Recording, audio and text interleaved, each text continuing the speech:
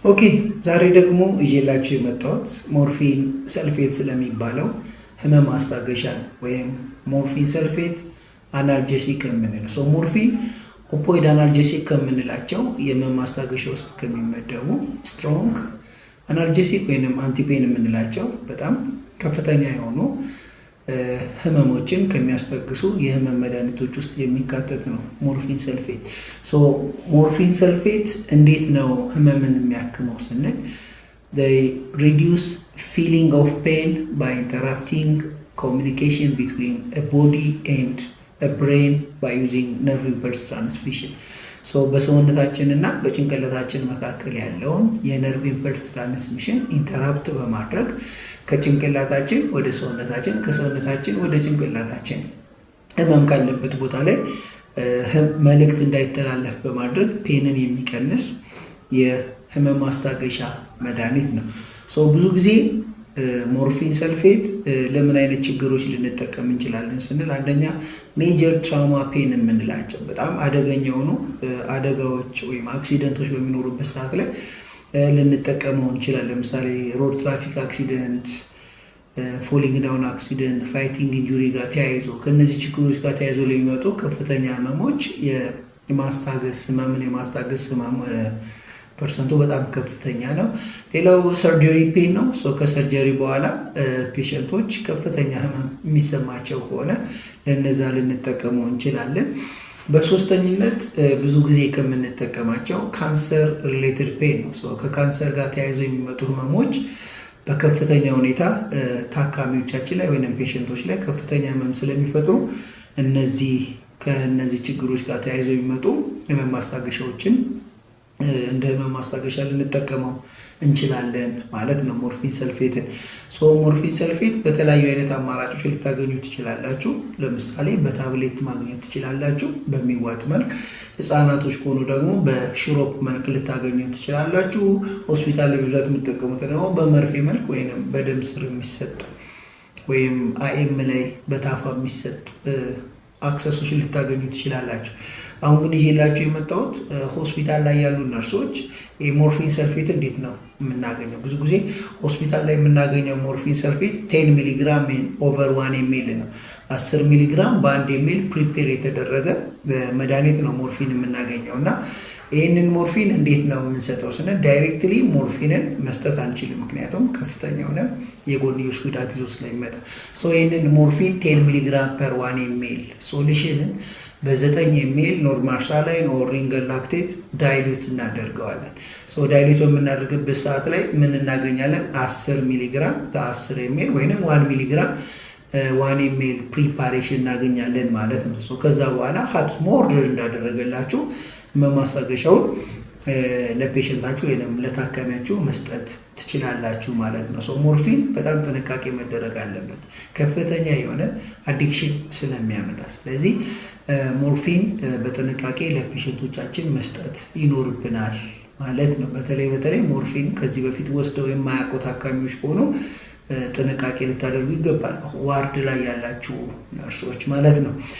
አንድ ፔሸንት ሞርፊን በሚወስድበት ሰዓት ላይ ተያይዘው ሊመጡ የሚችሉ የጎንዮሽ ወይንም አላስፈላጊ የጎንዮሽ ጉዳቶች ምንድን ናቸው ብለን በምናይበት ሰዓት ላይ የመጀመሪያው አዲክሽን ነው። በጣም ሱስ ያስይዛል።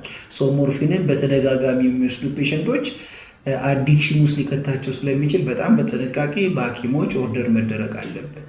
አብዛኞቻችን እንደምናውቀው ብዙ የጤና ባለሙያዎች እነዚህ ናርኮቲክ አዲክሽን ውስጥ ገብተው ራሳቸውን በመውጋት ላልተፈለገ ችግሩ ሲገቡ እናያለን እና በጣም ጥንቃቄ ልናደርግ ይገባል ማለት ነው።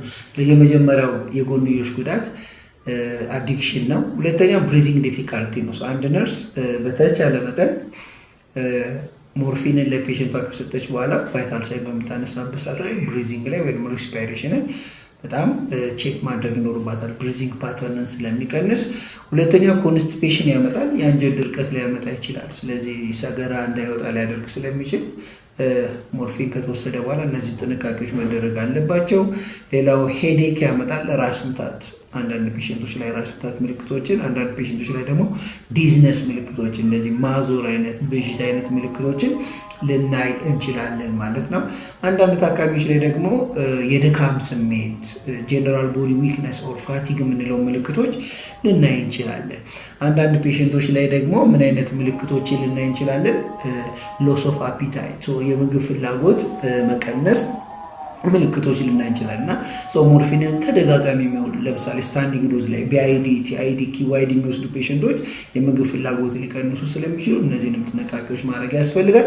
ሌላው ናውዣ ኤንድ ቮሚቲንግ የምንላቸው ምልክቶች ሊያመጡ ይችላል። ስለዚህ እነዚህ መድኃኒቶች በምንሰጥበት ሰዓት ላይ በጣም ጥንቃቄ ማድረግ ይኖርብናል ማለት ነው።